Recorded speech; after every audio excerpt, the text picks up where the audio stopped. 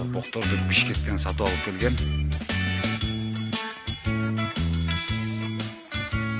Булардын арасында Швейц породасындагы торпоктор дагы бар. Толганына 5 күн.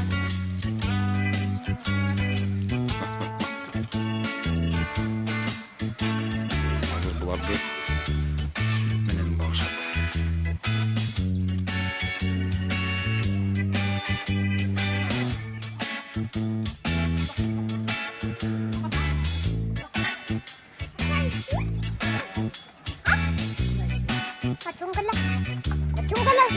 To'xta!